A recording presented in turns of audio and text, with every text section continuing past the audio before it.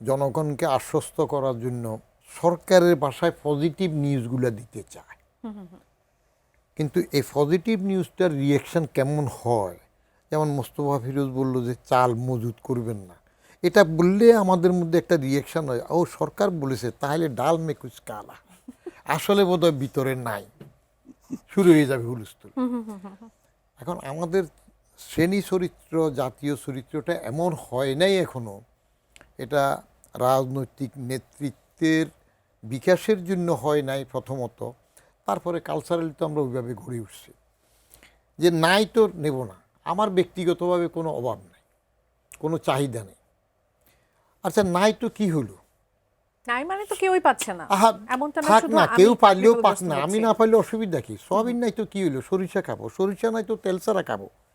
অভ্যস্ত হইলেই তো হইলো, একভাবে চললেই তো হলো। তো চলার অভ্যাসটা থাকতে হয়। যেমন আমাকে একজন বলতেছিল যে আপনারা বড় পদে ছিলেন, আপনি বলতেছেন বাসে যাওয়া, সচিবরা কি বাসে যাবে, আমাদের সিস্টেম যদি এলাও করে যাবে না কেন, কারণ বাইরে তো যাচ্ছি, আমরা লাইন ধরে বিদেশে গেলে বড় বড় সাহেবরা সবাই একসাথে বাসে গেলাম না, তো সেখানে যেতে পারলে এখানে কেন পারি না, আবার বিদেশে গেলে তো আমরা করিতকর্মা হয়ে যায়, সেখানে সবটা মেনে চলে, এখানে চলবো না কেন? অর্থাৎ সিস্টেমটা স্ট্রং না বলেই আমরা সিস্টেমটা স্ট্রং নয়। আর যেটা অবিশ্বাসের কথা যেটা উঠল, যে আমরা কাউকে মানতে চাই না, আমরা ভোট দেই, সরকার গঠন করি, কিন্তু পরে সরকারকেও আমরা মানতে চাই না, দোষ ধরি, কথায় কথায় যত পারি খুঁত দৌড়াতে আমরা ব্যস্ত থাকি। এখন সিস্টেম ডেভেলপ করেন, এই যে একটা কার্ডের কথা উঠছে যে কি ফুয়েল কার্ড দিবে, তো ফুয়েল কার্ডের কথা হইলো, কার্ড নিয়ে তো এমনি জামাতে শফিকুর রহমান বলছে কৃষি কার্ড ভুয়া,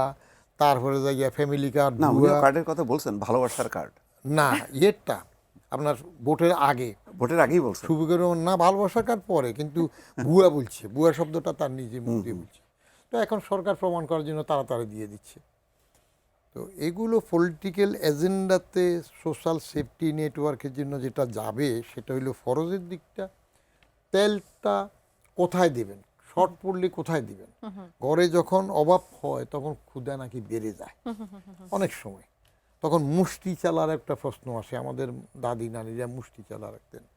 তো এখানে তো লুটপাট হচ্ছে বেশি, যেগুলা খবর জায়গায় পথে তেলের গাড়ির থেকে দোকানে তেল দিয়ে যাচ্ছে, অমুক যায় এত লিটার, আজকেও একটা দেখলাম কোথায় জব্দ করতেছে, তারপরে বাড়ির পুকুরের মতো ট্যাঙ্ক করে সেখানে তেল জমাচ্ছে, একদম এটা আপনি ঠেকাবেন কিভাবে?